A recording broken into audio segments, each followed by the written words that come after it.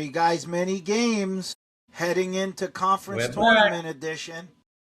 We're I'm back. Steve We're back. Sombrato. I'm here with Rob Smalley, and I'm here with my dear brother Vinny Sombrato. A.K.A. Mr. Chaminade here. I got the hat on. Well, you are Mr. Chaminade. Yeah, I There's see no that. self-proclaimed Mr. Chaminade.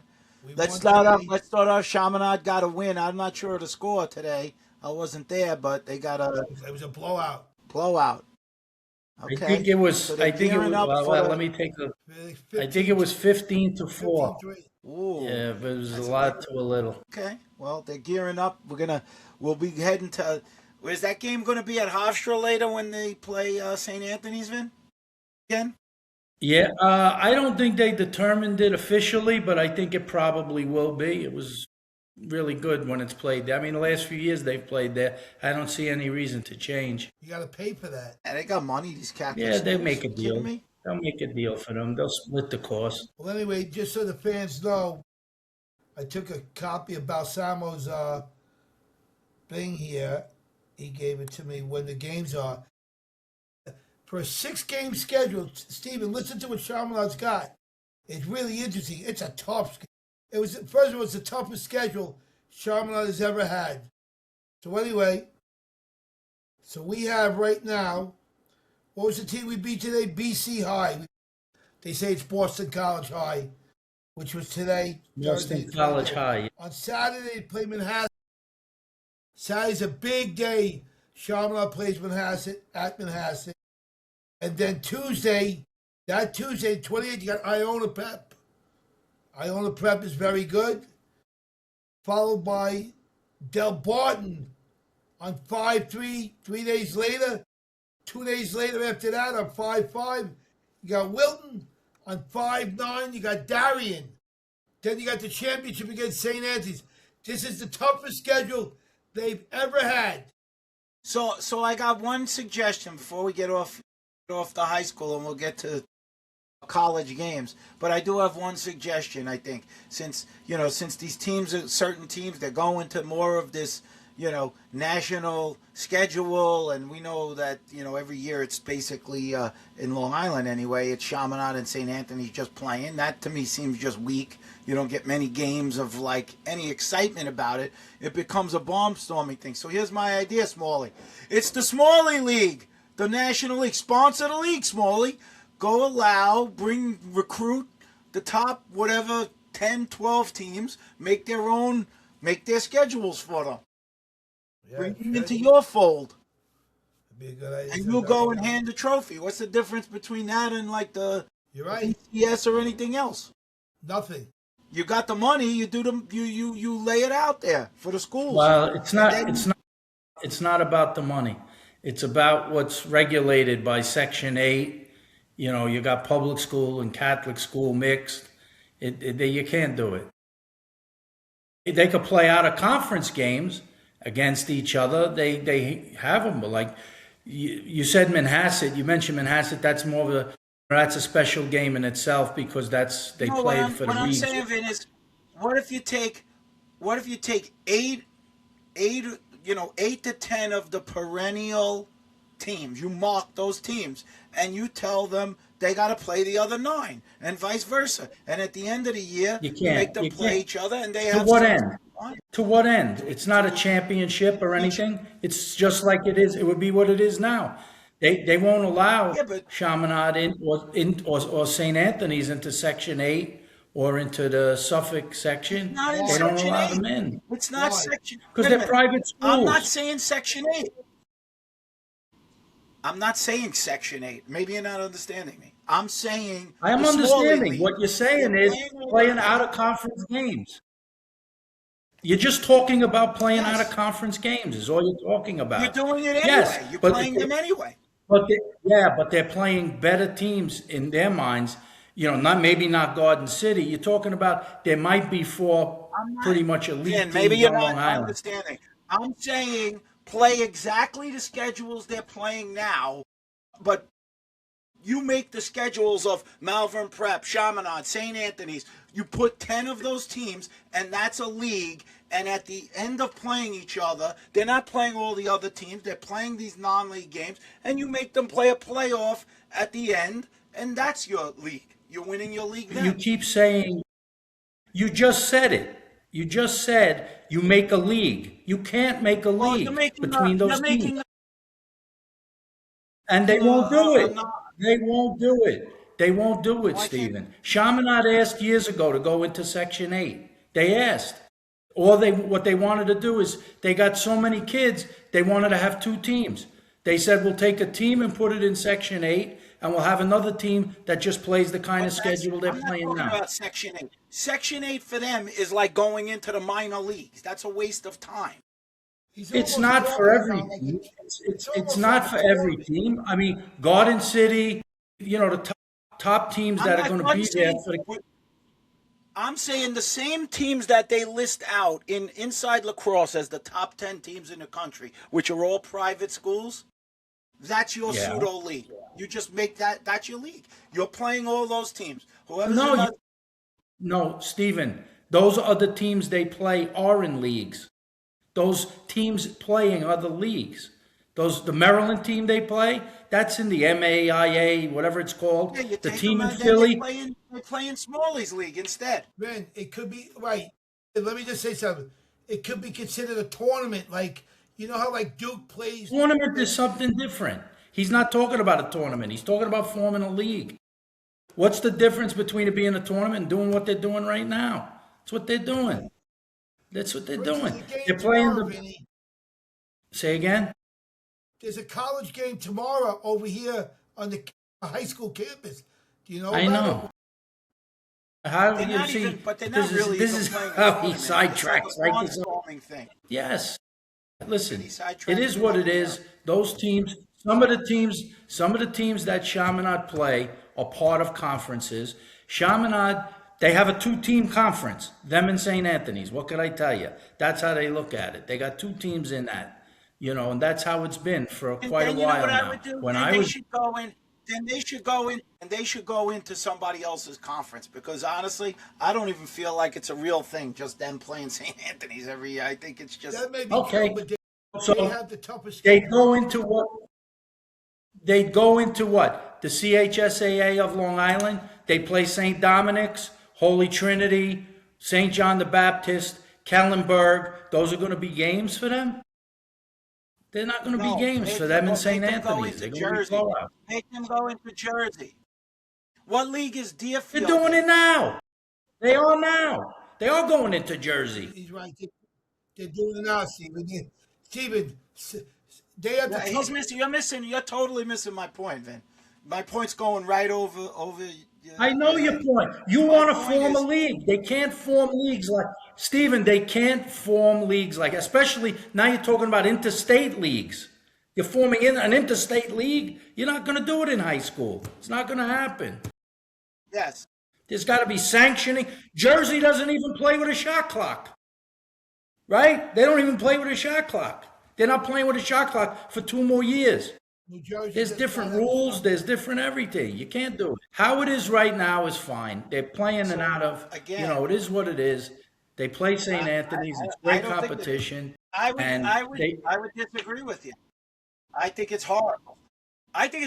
Okay. I actually think it's horrible for lacrosse. I think it's just 2 teams playing each other, and it's barnstorming. If there were at least the teams in the thing where they were playing to position themselves. To play.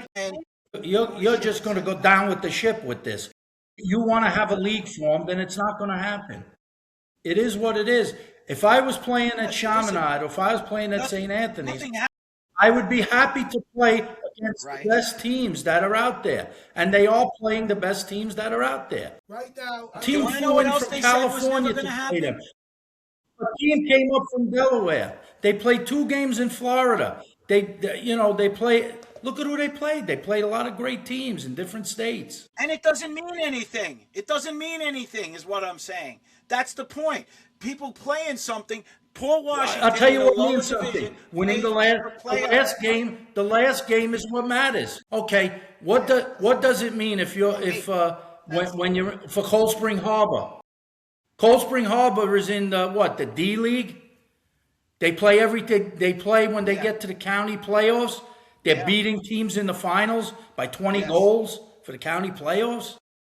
I mean, Yes. that makes no I sense. don't agree with that either. They did I a they think did they a should. super I league think they this, so they did a super league this year, right? And they're playing each other. Whether you're A, B, C, or D, they're playing each other. What they perceive as the best teams. But when the playoffs come, those teams are going to go back to the divisions they belong in, based on the population of the school. That's how it works. I think that's dumb too. I think it's dumb too. I think if you're doing that and you've structured a power league where you're putting teams up and back, whether you're in the power league based on how you do it, just like kind of like the soccer thing, let the big teams play and you won the A. If you're in the next thing, you won the B. The next thing, you won the C. No matter who the teams are, and let some lower team in D win rather than Cold Spring Harbor goes back and plays in D and wins. Big deal. What does that mean? It's better to do it like how soccer does So what the you're regulation saying, where they go down and up. but then the adjustment is based on population in the school. You're saying forget the size of the school. Look at how they played over the last few years. Do it like a seeding. Do it like a seeding and play like that. I mean, that's a thought, but I'm sure that was thought about before, and they got knocked down. They're doing high school baseball now. Wantor is a small school. They play a small school to beat them 50-0. They have to play.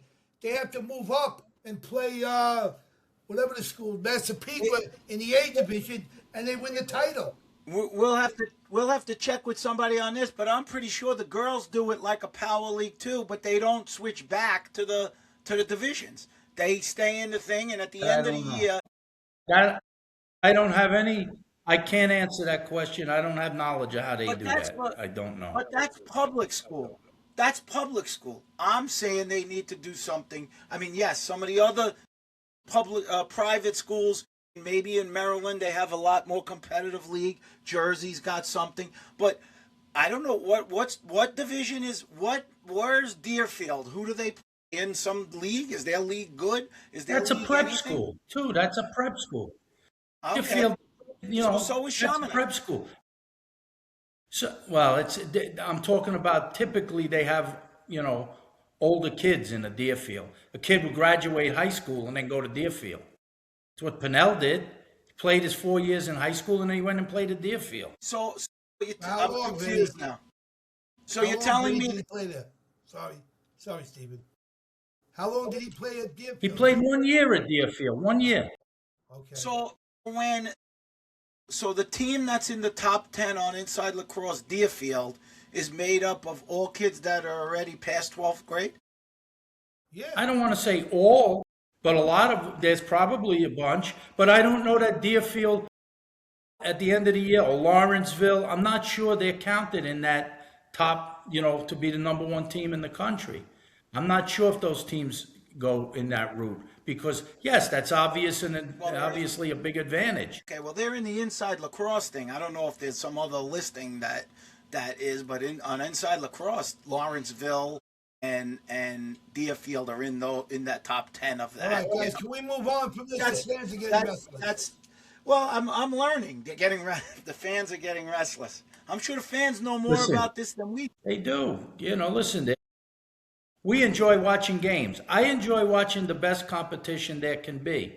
And between St. Anthony's and Chaminade, they play great competition. So anytime you go to those games, you're going to see a high level of play. There was a couple people I was at the game today that were favoring Chaminade if they play St. Anthony's at the end. It was very interesting to hear them talk like that. Because for 7 years, you were at Chaminade. St. Anthony's has not. I'm sure if you were at St. Anthony's, you'd hear something else. Well, I'm just giving what I heard today. It's people, getting a little. You heard it from two people. For 7 years, Chaminade has not beaten them. Yeah. I'll bring my white horse. He's very testy tonight, Smalls. What did you do to him at that Chaminade game? You got him very upset. Very testy all day today, Billy. There's a lot going on. Man. So I'm getting the double college teamed games here we're by heading into these two. right. Well, I'm testy. We're here I'm to do. testy because I'm in last place. I can't pick a game. I can't pick a game. Of course I'm testy. What are we asking you about all of this stuff for? Is Hey, right? Vinny, be thank I don't God know that anything. the Lord gave you hair. Who bought you a hairbrush last week? There you go. Because it wasn't. Hey, You ain't got small. a brush on your hair. Steven's walking around with scratch fever, and you got a hairdo like God appointed you. I mean, it's disgusting. I'm tired of looking at it. It's Well, killing me. he's You gonna look lose like his hair Papa Rumpskin, and you got a hairdo. You look like John Gotti reincarnated. if I mean, it's unbelievable. if he keeps if he keeps losing games at this rate, that hair's gonna go. Yeah, it's going to start going. I am 20 games under 500. I'm like the Mets. Right. But Steven, Exactly. you bring out, I do give you a good point, because when he gets married and has kids, because he's still young, they figure Vinny with a hairdo like that, he'll live to 120, 130. Yeah, he's got another 60, 70 years to go. Right. I mean, the guy's going to have kids. He's going to find somebody from Ukraine, and everybody, well, where's she from, Vinny? Nah, I met her in Ukraine. What? I thought the war was still on, Vinny. You know, he says, nah, there's no war. Vinny's over there, grabs the girl. He's getting married now. He'll have two kids. Listen, it's like a horse. Imagine him having 2 kids, the offspring. How can he leave this world? How can Vinny leave this world without having 2 kids? Come on. Kids, what are you, crazy? Come on. No, our friend had 2 kids. Vinny, who's our friend? Come on, it's got 2 beautiful kids. Keith Hart. Yeah, in the your liquor guy. business, right? Yeah. That would kill. He started late. So Don't small. do you, man. So Smalls. Your RPI teams. It always Steven, comes did you down really to the get me off RPI. last week 2 games? I lost 2 games. That's horrible. Oh, you mean because you didn't? You And I didn't? really lose 2, and he picks up 2. This motherfucker, Steve, Vinny, I want a labor union here. You know. Do that to somebody. You got to get your picks in. You lose. You pick them after the game? You'd lose. You son of a You'd bitch. lose that grievance. You'd lose that grievance. You were notified a number of times. You don't get the picks in. You're out eating it. Brian and Cooper, Vincent, who knows where he was? Brian and Cooper, Hendricks, Right, Vincent. exactly. He ate at all 3. One day he ate in all 3 the same day. He went to all 3 places. What was the day? No, what was the day when we went? Where did we go? And then he had already gone to Brian and Cooper's in the day. That's true. I went. Oh, it was at Hofstra. It was at Hofstra. He had Brian and Cooper's lunch, had a big old dessert, and then we're in the box at Hofstra, and he's eating hot dogs. It was an hour later. He just finished. Hey, I grew up with salt water, sugar water, and salt cakes, man. You guys were rich kids. from Yeah, Palm get it Harbor. while you You can, had Smalls. donuts and Get it cupcakes. while you can. You guys carried the news day. I mean, come on. Oh, Well, Smalls, man. you're getting into the conference week now. Now it's the big weeks of where the automatic qualifiers come. We're already at the end of the season. We're at we're at the end already. This would be my question.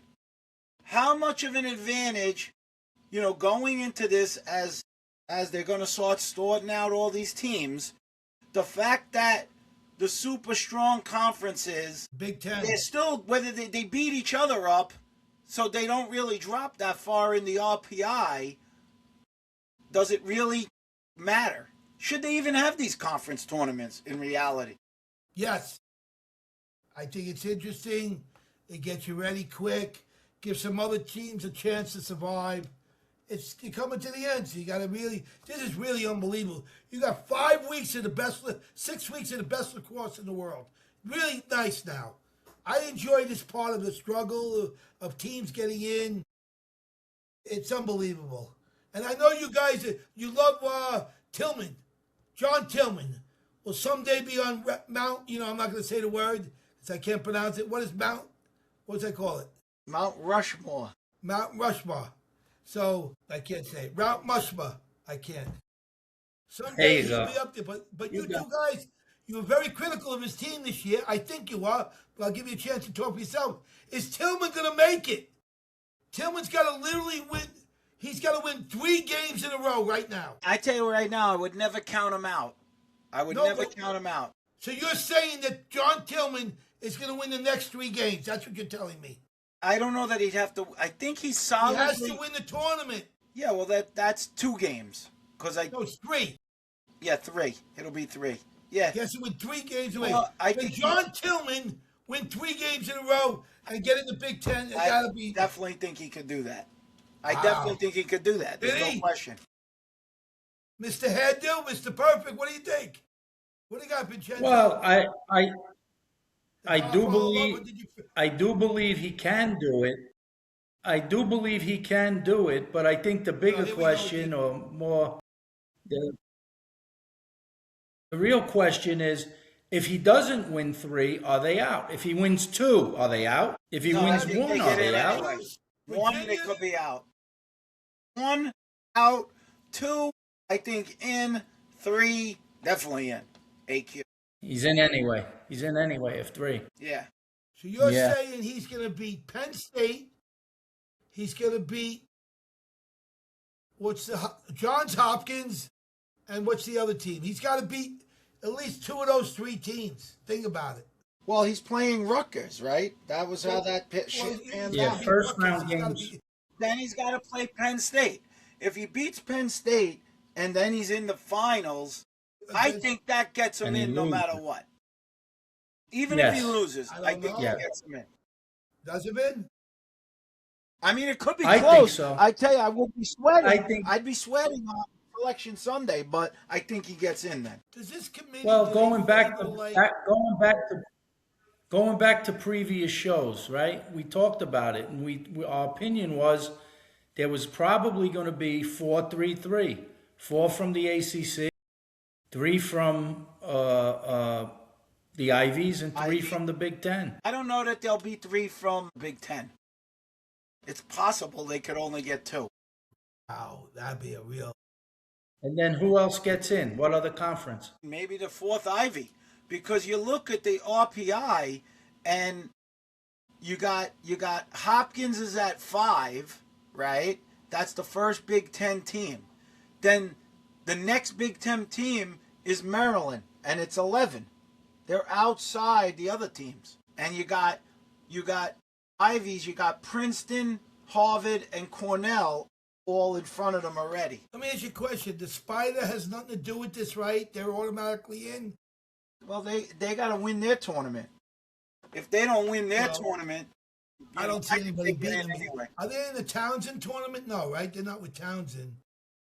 No, they're not with Townsend. They're not going to lose that. They're not going to lose that, Stephen. But if they want to lose the tournament, that would screw somebody else up big time. Well, let's work it backwards. You know, and I've looked at these bracketology. I looked at the bracketology and all of that, and here's a question for the 2 of you. Your thoughts? If are there going to be, out of those 8 other conferences, putting the 3 aside, Big Ten, Ivy, and ACC, that leaves you 8 conferences, right? Of those 8 conferences, do you see anyone getting 2 teams in from those conferences? Not looking at the RPI, no. No. So let's say looking at the only if Richmond didn't win. If Richmond doesn't win, right, Richmond will still be in, and that'll be a 2-team conference. Yeah. At that point. That'll be a bid stealer. That'll be a bid stealer. Yeah. What about the Army conference? If Army, they got Army as the favorite to win that conference, but what if Lehigh beats them? Does Army get in, or they're done? No, they're done. They're done, and then whoever wins that conference goes in. Because Army's 10 in the RPI, and the next team from that conference is BU at 18. So they ain't getting up that high. Yeah. So... No, that's why, you asked the question before about, the end of the year tournaments that they have. You got a regular season champ for seeding. You got the regular season play, and that creates the seeding. and then you got the actual play on the field for who wins the conference, right? And then, of course, if those 8 conferences are only one-team conferences, right, then people are going to say, oh, it's not right, they only get 8. But instead of having these conference tournaments, if they played those out-of-conference games against some of those conferences and they beat them up all the time, then they got no complaint, because you could say, look, head-to-head, when you played these conferences, none of your teams won any games. Now, that may not be true. I'm just saying that's the argument. I'd like to know why you guys you seem to favor the ACC. Like Steven is just saying now, he thinks that the Big Ten will only get 2 teams. How could you get 4 teams from one division and then go over there and get 2? I don't. Is it could? I mean, that seems a little weird. No. Are you going to get 4 teams in the ACC? That's a guarantee. Oh, there's no guarantee. So why are you guys favoring the little? I see you guys are like a little favoring the ACC. Because here's the question. In the RPI, they're ranked 1, 2, and 4. Okay. And then the next team is Virginia, who's 9. So they got 1, 2, 4, and 9. All right. So here's the question. That's a good point. So here's the question: when you get to that ACC tournament, this is what I kind of opened it with when we started talking about this. So let's just say Virginia wins the first game, and they either maybe win the ACC, they win 2 games, or they win 1 game and they lose in the championship. Right? I don't know who they'll be playing, but imagine they play Notre Dame or they play North Carolina and beat them. Right. They're going to go from 9, they're going to go up. Right? Yeah. Notre Dame's not going to go from 1 to 15, and neither is North Carolina. So what they do is they solidify themselves in the RPI. It doesn't really give another team a chance to crack in there, those conference tournaments. By playing within that, they're not going to break up that block. I think 4 ACC teams will get in because it won't count. It won't count against Virginia. How far down, if Virginia loses the ACC tournament game as the last game, how far will they drop? Will they drop further than 9? I don't see it. There's only so. You know, so if they lost to Notre Dame, the 1, they're not going to fall that much. And if they don't fall behind somebody, then it gets to one of those positional things. We said the RPI, but Virginia also has a strength of schedule of 3. They got their number 3 in strength of schedule. Wow, really? North Carolina's 1. Syracuse is 2. They're 1, 2, and 3 in strength of schedule, ACC teams. And you know what they have that Syracuse doesn't have? A top 5 win. Yeah. So that's true. I just think those 4 teams are going to be in the ACC. The thing why I say 4 about the Ivy is right now, Harvard and Cornell are both ahead. Okay, so you just made a statement for the fans. Be clear. What are your 4 teams you say are getting in your opinion, Stephen, in the... It's going to be Notre Dame, North Carolina, Syracuse, and Virginia. Wow. And then the Ivies, you got Harvard, you got Princeton, Harvard, and Cornell, and then you got Yale itching up they're at 13. They're right behind Maryland and Penn State. So those one of those is it's either going to be the Ivies get 3 and then Big Ten will get 3, or the Ivies possibly could get 4 and then Big Ten would only get 2. This is really...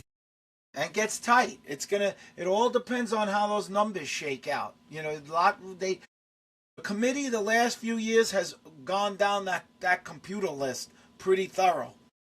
Wherever that Yeah, list but I gotta up, say, what really could throw a wrench in the works in the Big Ten is some upsets from Michigan. Michigan, pulling an upset could really throw a wrench in the work. Like upset to win the Big Ten, you mean? Not to win it, but knock somebody off in the first round. One of those other teams. They knock one of them off. let's say Michigan and Rutgers get a win in the first round of the tournament and knock two of those teams out. That could knock those teams off. That could be the four Ivies then. That would make the four Ivy situation. Or it would help Penn State a lot. Right. I know Smalley's conflicted. He has so many friends, he doesn't know who to root for. He doesn't know what to do. I root for where I make the most money. And right now it's Penn State. So There you go. if I swarm in the university, if they get me into football, I got a chance to make over $2 million in football if I get in there. All right, take it easy. Don't take it easy. Take it easy. You're going to get everybody knocking on your door for donations. Take it easy. Easy, Benny. Easy. I'll give you another brush, Benny. You got 3 now. Go easy, Benny. Take it easy. All right, Oh, I so got all listen, kinds of so brushes. I gotta pin Vinny down. Vinny's had a hard year. Stephen, you really been on this guy, and you're really gloating in Vinny's losses. I have to admit that. You're really enjoying Vinny's losses. Like I'm just saying. Thank God we're actually not betting on a game. I'd have to be I'd be unplugging his phone from the bookmaker. Oh, I'd be losing my shirt. We'd have to That's why I unplug all don't the gamble. phones. My God. That's why I don't gamble. 20 games under. But he never was like this. So there's like a dude. It's almost like God is saying, No, because wake up. He's like last minute Charlie. Everything he does in life. So God is saying, Vinny, come on. I gave you everything in life. I made you a 4-time world player. Can you give me some value? You want to know what? You want to know what? I'll tell you my problem. I like underdogs most of the time because especially when it's like a 6-goal game or a 5-goal, spot on the game. And I say, come on, they got to be able to keep it within 6. You're going to get killed again. And yet they get killed again. So I can't bet with my heart. I got to bet with my head more. Just so the fans know, let me reiterate it. What we do every week, we come on here. Steven's got his hairdo, I got my hairdo, and we pick the games. Not easy, guys. You know how it is. It's always 1.5 to pick a game with the point spread. That's all we do here. And we try to figure it out, and it ain't easy. And I'm on with the 2 experts. The most guys with the most games ever played. I don't know if there's 2 brothers that played more games of lacrosse than these 2. And I don't want to say clowns, but you are clowns at times, because I know that your fans don't like the word clowns. But you guys have played more games in lacrosse. He's known as the Iron Man, and you're known as the Iron Man Jr. You're still playing. You told me you're down to 200 pounds and you're going to go back. You're going to go back to meet Tillman in the summer and try to win another series. We'll win one. We're going to win. What are you weighing now? Tell the fans there you want to keep it I'm down like 17 pounds. Are you trying to get under 200 for the I tournament? mean, it would be nice. Feel a little better. Yeah. Steven, you're sure. 50-something years old. I mean, Vinny's Smalls, in I his late- told you the reverse. I said, I told you you could do it easy. It's going to be much easier for you. The dedication the dedication you put in to eat, to keep that girth that you have. He's so hurt. That takes real dedication. He's making fun of fat people. That's terrible, Steven. He really got me too. He went after both of us, Vinny. Vinny, can you believe this? I mean, if you didn't go, if you went 1 week without eating that pint of Haagen-Dazs at night that you eat, you might lose 15 pounds. What's wrong with ice cream? I'm not laughing. Smalls, I'm not laughing. I'm getting closer to your weight than I am to Steven's weight now that he's losing. God. Listen, all I know is you guys have a little. Well, I'll give you 2 weight stories just from when I go out and play in Massapequa. That keep it in mind. I saw Vinny's old teammate, legendary long stick midi, Eddie Wallace, referee, was reffing our game, and I grabbed the goal with him. And I said, Eddie, you look light. He had lost 40 pounds. He said. How? He just, he was not, dieting, and he took it off. And he said he felt better. He had felt like crap. And then, do you remember Bolcher? Danny Bolcher, who had the heart attack, who also refs the games. He said he's like 10% body fat. He looked thin as a rail. He's in the best shape. He's he's trying to gain weight, actually. Yeah, he's always been thin. He stayed always in good shape. So he looked great, So there's hope, Smalls. There's hope for you. Well, You can do it. I'm looking for this lacrosse, man. I'm really looking for this season. I'm looking for somebody to just take. Let me ask you take this, the game Smalls. over. What would be, we all know that when we get, we have this last week of the season, then the conference tournaments, they'll pick the thing, they'll be the first round of the playoffs, and then we'll be in the quarterfinals. And the quarterfinals are at Hofstra. Who are your 4 teams that you want to see at Hofstra? Oh, I can give it right away. Syracuse, Cornell, North Carolina, Cornell, and I'm going to go in with the Irish boys, Notre Dame. That would be my ultimate. Wow, what a foursome that would be. I'd have to throw Maryland. That sounds more like a Final Four. That sounds more like a Final Four than a quarterfinal. I want to make a note before I forget because I'm getting a little tired, guys. I am going to say something that's going to be so profound in the world of Division I lacrosse. I Wait, don't know if you let guys me get my realize, but I pen. got to say it. Let me get my pen out. I got to write this down. Go ahead. I forgot what I was going to say. I didn't know. I'm ready, Smalls. Wait, I got to get my phone. It was so profound that he forgot it already. It was so profound, but he forgot it. Oh, my God. Hold on. The Richmond coach, and I'll say it again, and I'll get all these guys. The Richmond coach right now is the great in the last 3 years for how he rose up. I'm talking about a guy was here and he came up the ladder all the way up.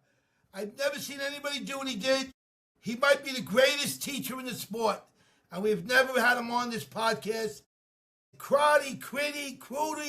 What is his name and how do you spell it? Crotty.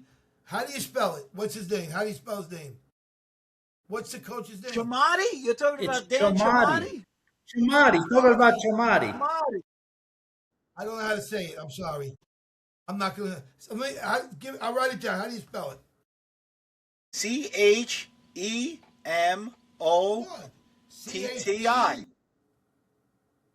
That sells chemistry. Yes, exactly. You're close. You're on track. CHE? Yes. What else? MOTTI. Kamani. I. Wow, Kamani. Now, I don't know if the fans know what he's done last year. He has more wins than anybody in the last 2 years. And also the guy, I didn't know he also played for Duke. And what I understand, he was on 2 national championship teams. So I want to give a shout out to the coach. He's the best fundamental coach in the game right now. And he has risen that team. And that's an amazing thing that he has done. I really mean that. I never met the guy, don't know much about him, and I couldn't name one guy on the team. And it's the craziest thing, and the guy's won more games in the last 2 years than anybody in the game. Well, what shows you the growth of lacrosse and what Chamati was able to do is, and it's not much different than what Corrigan did with Notre Dame. When you're taking a powerhouse, like Notre Dame was a powerhouse type school, and they were not great at first, Notre Dame, but he built it over time. Obviously, it's a tremendous institution, and now they're a powerhouse, obviously. Chamati did it with a great school. Richmond is a great school. It's a nice area. It's in the South there.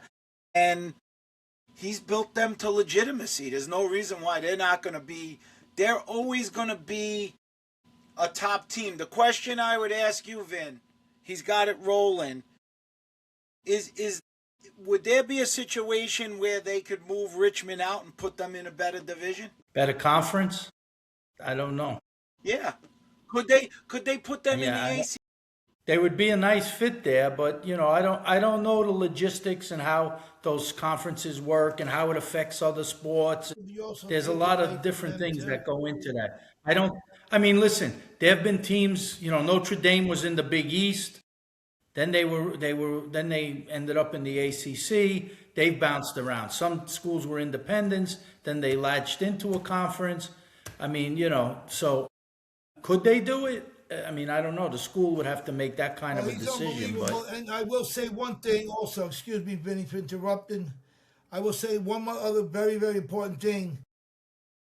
After this year, I believe there'll be 2 two teams. I'm not going to name who they are on the air here. They're going to be two top teams that are going to be looking for coaches changes. And I'm going to say Kamadi is very dedicated to his team, but if you throw enough money at him, the guy's got to move. You understand? So, you got to make it lucrative for the guy. And I believe Kamadi will be moving into a position at the end of this year. That is my prediction. If the money is right. That's my thing. I'm not going to name the two teams. I'll let that play out. You guys can figure it out. I'm not going to... He would certainly be a sought-after guy. There's no You know question. what I'm saying? Yeah. There is a carousel that goes around. I would almost like to see their team move into they're playing all these top teams anyway. I mean, it's not like he's ducking anybody. He's playing all the top teams. Maybe he's secure in that conference where, he knows he's going to... He's solidly in the tournament. He can play almost two losses in 2 years? He didn't lose. I think he went undefeated. They're 11-1 right now. They lost a couple games last year. They lost, obviously, to Cornell in the quarterfinals. Yeah, and I think they did lose one. And I don't think they were undefeated coming into that game last year. At least one other, right? They lost.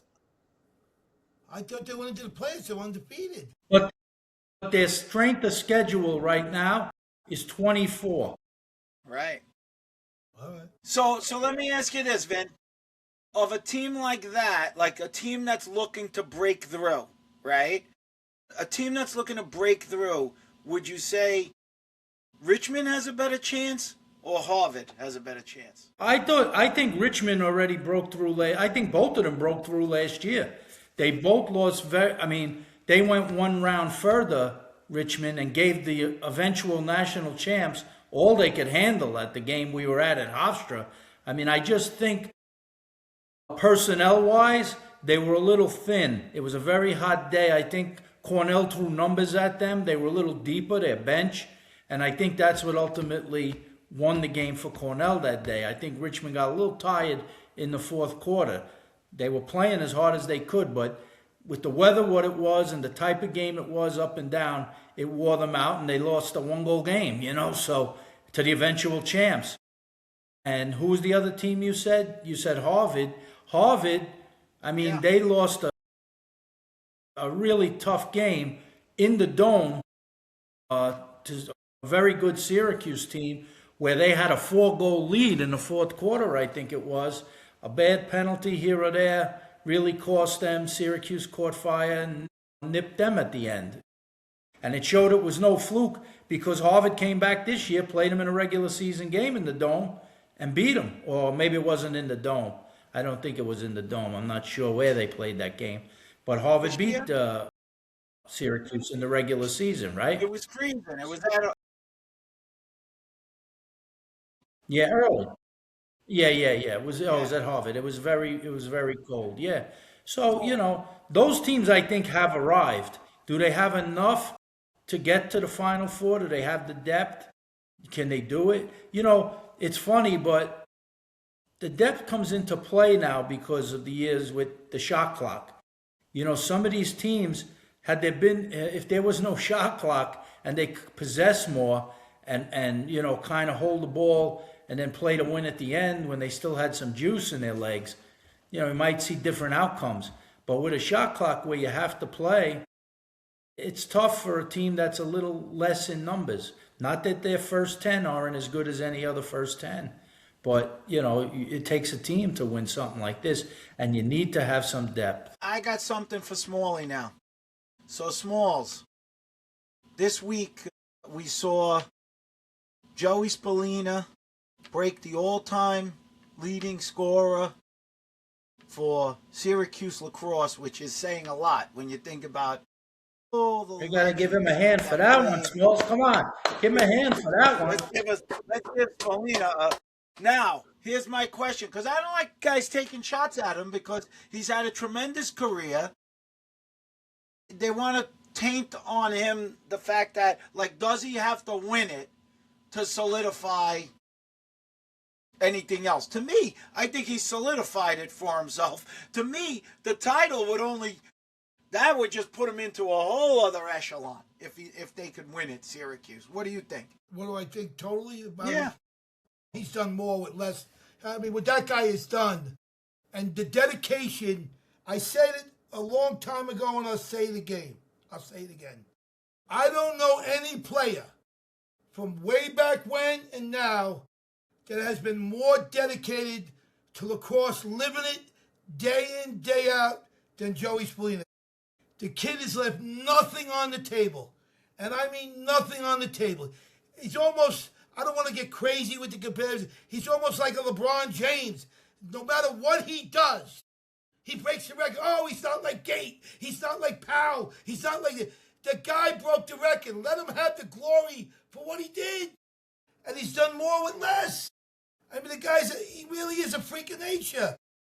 And he loves the game. I've never seen anybody love the game like that kid. He's done everything he can to his power. See, I think differently. I think differently about him than you. See, I don't think he's a freak of nature. See, I think the thing that makes him appealing to me and maybe to some people is he is ordinary. When you look at him, he's not one of these chiseled 6'3", 220-pound guys, you know. He doesn't have that look to him, but yet his IQ and his skills are so effective. He's an absolutely tremendous player. So I think, to me, that's appealing. That shows me he's got a level of understanding of the game that's so much higher than a lot of different guys out there that may be getting by on certain athletic ability. What do you think? A good point, because in other words, you say he has to excel so much more to be great to figure it out, because maybe you're saying he's not Superman and he has IQ is so high, he's figuring this stuff out in the game. That's a good point. Well, I mean, that's reality. I mean, he's not 6'3", is he? He's not as big as LeBron James. You know, he doesn't look like I see Pinnell as a smaller guy, but he's built like a brick shithouse. He doesn't appear to me as like a muscle-bound kid, Joey. But he plays so big in his heart. I'm saying he does. I'm saying that's what's appealing. His heart is bigger than his body. He's backing into guys like he's 6'5". The kid's crazy. He's great. What do you think, Van? I'll give you my opinions, okay? Go ahead, Vinny. The historian. Here he is. Go ahead. Here's my pen. Write it down, Smalls. Here's my pen. Write it down. I would say, you know, Here it is. Go ahead, Vinny. sitting there's some things that I agree with both of you, and there's something I disagree with Smalley. When he says he's done more with less, I wouldn't say he's doing more with less, because I think that lessens the guys who play around him. I think he's had a lot of excellent players around him. I think Gary has crafted, and the coaches have crafted, a very good team that fits in the style that not only the coaches want to play, but makes Spallina thrive. And he came with a lot of expectations, but there have been other guys who came with expectations and didn't reach them. Joey had a lot of pressure on him, and I give him a lot of credit for not, you know, falling apart under that pressure, whether or not he had a good game or a bad game. You know, when things go good, that's all well and good. It's expected. When he didn't have a great game, there's a few times in his career he got shut out. Everybody went nuts. He's not as good as they say. It happens. If a team is game planning for you, a certain guy has your number, you have an off day shooting, but he persevered through that, you know. He did. So he's got to be given a lot of credit. To say about him as a lax rat, I sat with him at a game one time at Hofstra in the suite. I think he was just coming out of high school. It might have been a quarterfinals when you had the suite. Yeah. And I was sitting next to him, and I was like picking his brain. I was picking his brain as we were watching, and definitely he saw the game differently than most kids that age, differently than most guys in college. He definitely had an advanced level of understanding of how to play the game. And I do think he does get a little underestimated about his physicality also. Yes, he's not overly impressive with size. He's not overly impressive with speed. His stick skills are as good as anybody, so that's an edge he has. But I think playing a lot of box has taught him how to engage guys with his shoulder, how to knock defenders off him. All little things that can still make him successful, even when he's not going to beat a guy with speed. So, to his credit, and what you said before, Smalls, about how much he loves to play, right, is that's, I think, number one in his book. He's a lacrosse rat. It's in his blood. He loves doing it. He loves playing the game. That's a kid, if you called him tomorrow and said, we're playing on some glass field somewhere in the Bronx, he'll show up and play because he just likes to play. So I think that has he raised the next, thing you talk about with guys, has he raised the level for the other players on his team? Has he raised their level? I think he's accomplished that too. So that's another feather in his cap, I'd have to say. I think he's made the other guys around him better. I think he made the other guys around him more confident. And so that's a big plus, And so whatever his shortcomings may be, which there aren't many in terms of shortcomings, whatever people may criticize him about, he addresses it. That's the other plus I give him, because he doesn't just, mope and he runs away from it. He still tries to get better at that next thing that he might not be as good as he is with the other things. So I think, he got drafted high into the PLL. I don't think he's even thinking, that was a nice day for him. His family, his father wishes he could have got him for his team. Didn't work out that way. But he gets to play with one of his childhood idols in Pinnell with the Whip Snakes, I think. So that's a plus. And, I think he's about where people may have thought he would be, and yet he's achieved, and yet in some respects, as far as championships and stuff, which you can't blame on one guy, will his career be complete without a national championship? At least his college career, I mean. Will it be complete without a national championship? That's up for debate, right? He's been, he's also running the gamut in terms of awards. He was an honorable mention. He was a third-team All-American. He was a second-team All-American. And most likely he'll be a first-team All-American this year. So he will have made them all. But, coming out of high school, and then you look at a lot of other guys who had careers, Schellenberger was 4 years first-team All-American, So are you going to measure him against that, or you're measuring him against whatever, somebody else? I just think that, to me, I would say if I was his family, his friends and all, and me, I am proud of how he's handled himself through the 4 years.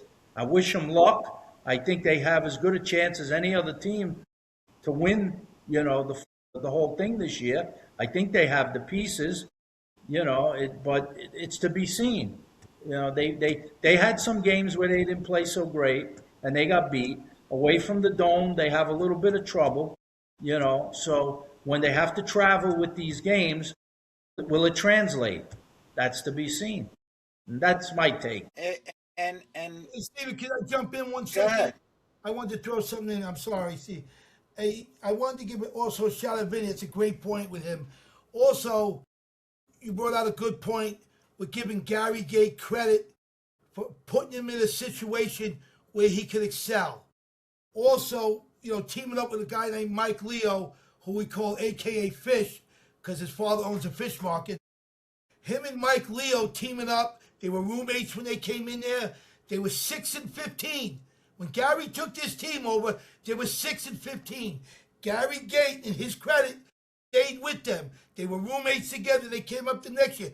They grew each step.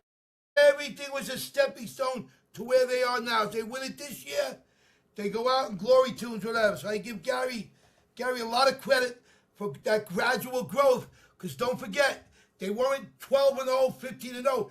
They were 6-12 when they came up, and they had to build it up slowly. So I don't know if Gary gets the credit that people look, but that is a great thing of sticking with the kids year after year, not bringing other kids in, letting them jump the line. So I just want to give credit like that. God, Steven. I mean, listen, that he's definitely has a very, very proud legacy. His family should be very proud, regardless of what happens. Championships are not so easy.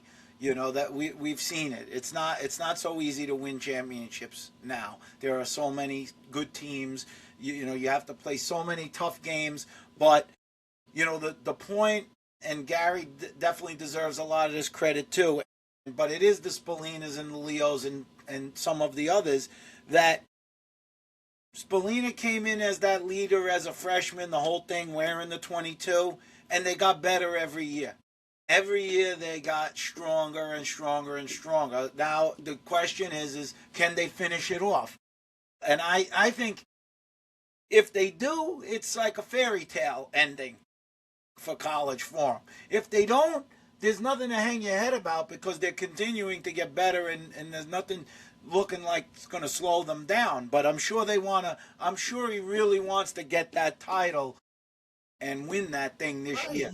You know, so and they could do it. And they could do it. There's no question about it. They can do it. But I did bring it up because there were people talking about it like, you know, trying to make it like if they don't win it, then was absolutely not. You know, and it's not. I think no way. If you think about where Syracuse was the year before Spalina got there and where they are right now, it was 6-12. A night and a day, you know. So it is a back to relevance moment that he brought them to, along with other guys, along with Gary too. But you know, that's something to be proud of. They only got 3 losses. Well, I think what happens is, you know, they had a very good class. His class, you know, with Mike Leo and himself and some others was a good class. But that tends to, you know, when people see a team getting a little better, and plus you got a legend like Gary coaching, it makes it a little easier to recruit. And right. he was able to fill in with some key pieces of like this face-off guy that he has now, or like, you know, some of the guys that came in, English, and some of those guys that were 50-year guys for him.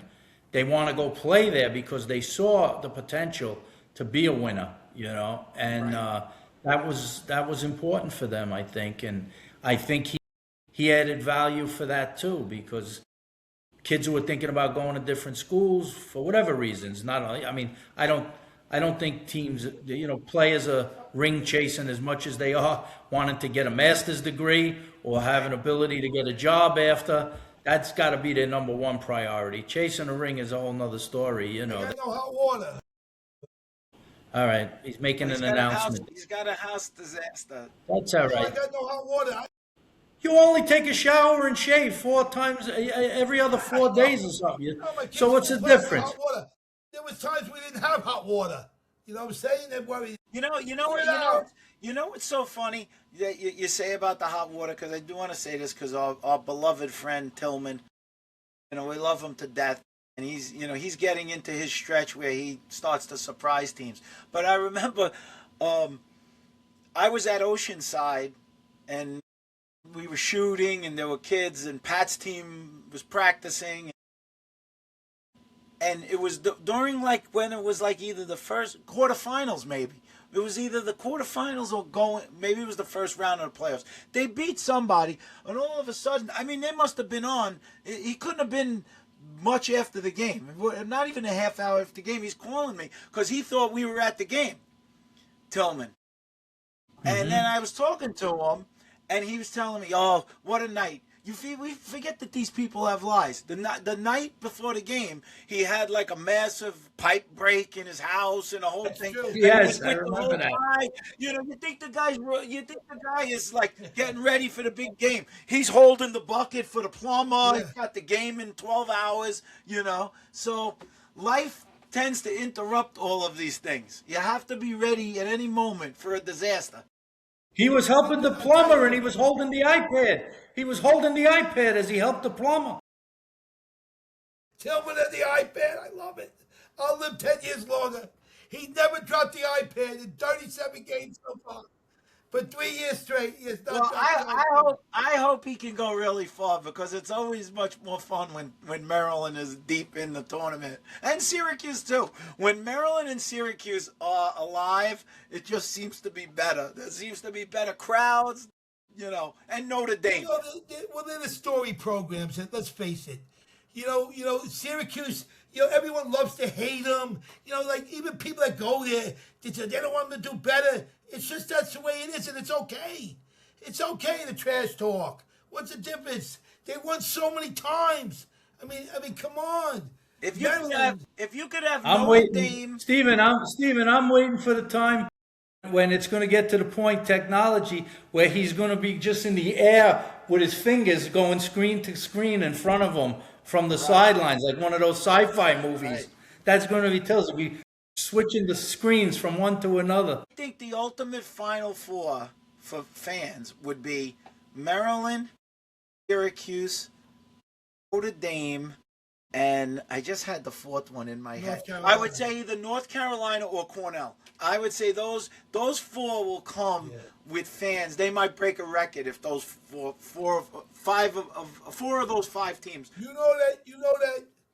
Just I wanted to bring out something. You know that Timmy Goldstein has a son.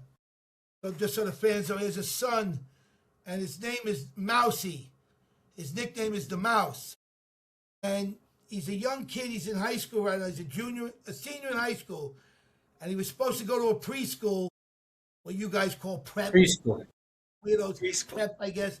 So he's supposed to go to a preppy school, but he's not going to go. He's going to come right into Cornell next year on the team. He'll be the lightest. His brother's 147 pounds. He's 143 pounds. Soaking wet. So he's smaller than the brother, and the other brother's the smallest in all of the game. And he gets killed in practice. But My guess is that plan might have changed, and he's going in next year because he at least gets a year to play with his brother. he does get a year, and there's a guy in there. There's a guy he's going to be playing with, Vino. You know Vino's son? I forget. Vino's son's going there. Yep. Vino's son is going. This guy Vino, we met him a couple times. You guys know him good. He came into the box one time, whatever. I kept saying Vino. I thought the guy was a Guinea. Excuse me, Guinea. I don't know. He's Italian, right? But I find out he's got a Jewish last name. Is he Italian or Jewish? We adopted him. I can't figure. So no, they gotta. Let me tell you something. If they get that kid back, they got one kid, a 5-star player. He's supposed to be back this week. I think he might have played last week. The kid. Oh, really? Yeah, I think he might have played. I know who you're talking about. Nicola, something like Yale that. at the door right there. Yale's You at got the Jerry door. Burns from Harvard, a guy who's right there trying to break through. These guys are, oh my God. You got Penn State up and down. Ferrone's going crazy. He's going to be Only lost going up 3 the games by other. 1 goal. What's the coach? I love the coach there. Tambroni. Tambroni. Oh, I love Tim Brown. He gives the best speeches. Best looking guy in coaching. He's got movie star looking And guy. don't count out. He's had some down moments this year, but don't count out your man Warren A. Coach Warren, Kevin Warren at Georgetown. Georgetown's playing good right now. Georgetown's hot. I spoke to Corello today. He said they're feeling confident. He said, Yeah, I bet they are. They came on. Your man Warnay's been on them, and now he's in the honeymoon phase. He's going to start building them up, and they're ready to go. Hey, there's a great story in the paper today. Somebody sent it to me about Joe.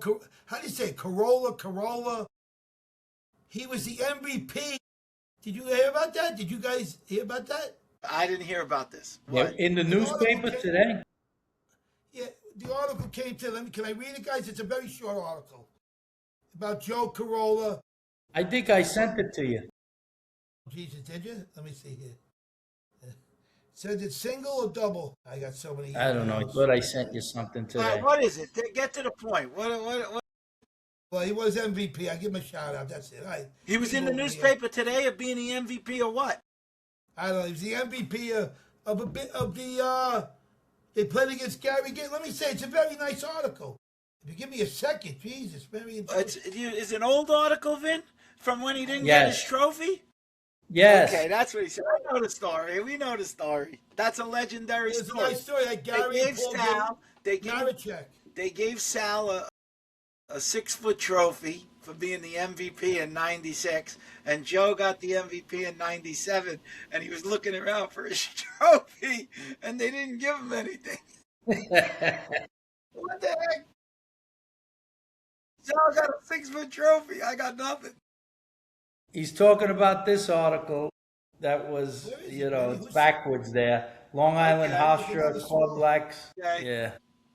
All right, we got to post it up. Blacks Did you champs, send it to me single 1997.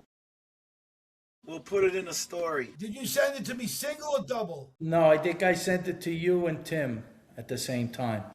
You did, you son of a bee. Okay, let me see. Yeah, you're right. We'll put it up in the story. We'll put it up in a story. Let me for read the you a little fans. article. It's a very Go ahead. small article. Go ahead. National Lacrosse Champs.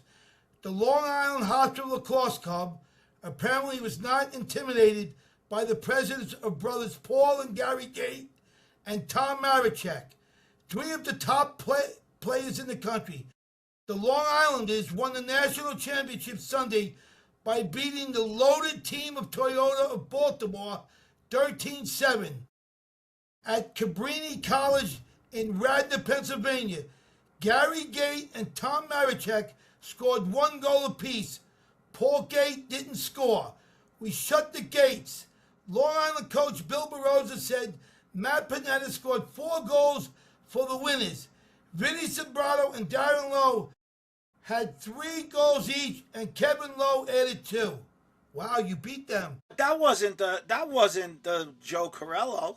That's I 96. started this with Joe That's Corello 96. and then read another You year. got the. I'm sorry. I sent you. I'm Didn't I sorry. send you?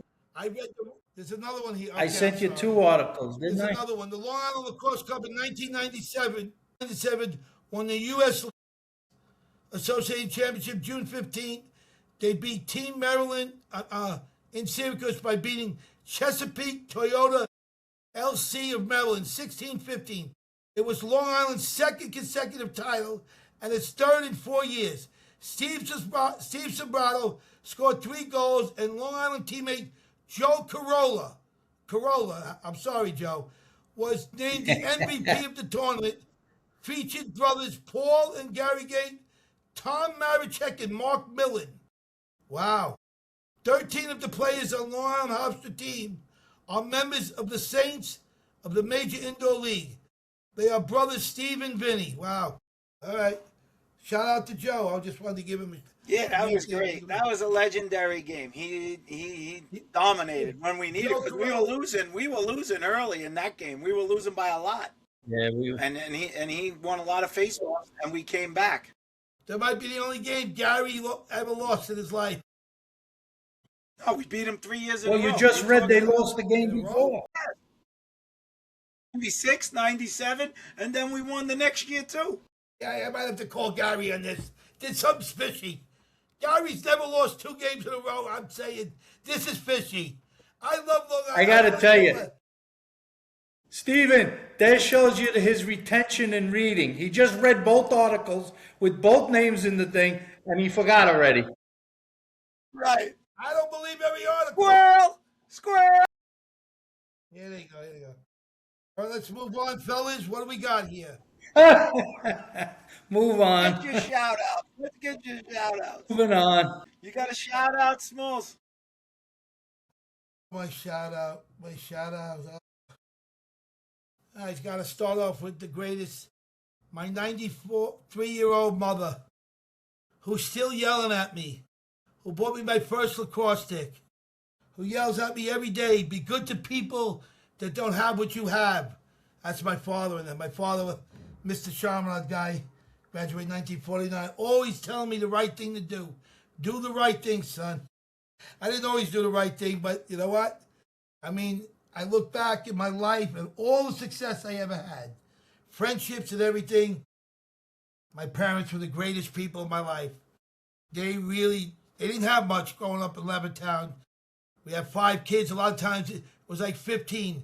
we had everybody over eating and stuff like that, and it's just a great story, you know, how they persevered to make all the kids listen. Like my cousin once said, you have all these kids, one out of five's got to go bad. I guess that was me, but I didn't do too bad. You know, I'm on with you two clowns. But yeah, my parents are the greatest, so I gotta give them a full shout out. All right. And that's it. That's nice. I'm gonna give my shout out since there's a big game tomorrow night. Carolina Duke. Mine will go out to Heine Ho. He's down there. He's down there. I'm sure there's a lot of Carolina guys down there, and I hope Heine Ho, Chris Hine, the great Chris Hine. Wait a second, he's going down for what? What game is this? Duke. It's not only the game. There's a reunion. There's a reunion there too. Jesus Christ, I'm not So down all of our Carolina friends. Is Jamie Allen and Dougie Hall down there? I don't think Dougie went. I'm not sure about Jamie. Jamie didn't call us? Jamie, come on. I'm sure there's going to be plenty of Carolina blue. It'll be a great reunion they have. I know you guys have gone in the past. You said it was tremendous what they do down there. Oh yeah, and it's definitely not a party. It's definitely not a party. That's a fact. That's a fact. When Ho is there, it's game on. No question. He lights the fuse. Chris Hine we're talking about. Chris Hine. Here's All right, yes, Vince, what do you got? My shout out is to all the players, Division 1, 2, and 3, to the players who have exhausted their eligibility this year and their careers as college athletes are coming to an end. And I know how much that's going to hit them. Maybe it's not hitting them just right now, but you think about how much these kids today put time in to get to a high level, whatever division you are. If you're playing in college, you put a lot of time in and you love the game. And for the most part, this is going to be it for them to be part of teams like this, where you're trying to chase championships. And some of them will go on, maybe will play PLL and have a little bit more of a career, but the majority of them won't. And I think I want to give them a shout out for having fun careers and playing the sport, and hope that they appreciated the game enough to give back to the game, to the up and comers, so that the game can grow, because the best people are the guys who came up through it that way and can share their experiences and their knowledge, because it goes a long way with these young guys.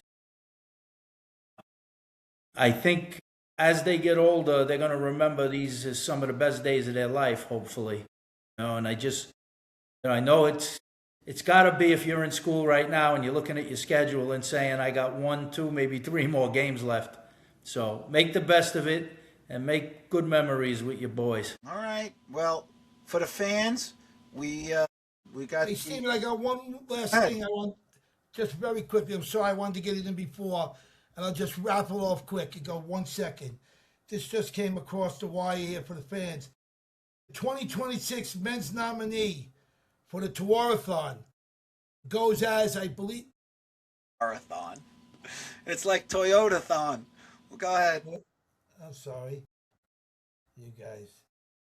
May I have the floor here, gentlemen? Go ahead. All right, so Owen Duffy, number 1. Joey Spallina, 2. Brady Wambach, 3. Matt Collision, 4. Nate. Matt Collision. He just goes with Matt Collision. Call us. This is worth it. I'm sorry, I got it right. Keep going. Keep Matt going. Collision. Keep going. That's great. Nate from Princeton. Nate Kabiri.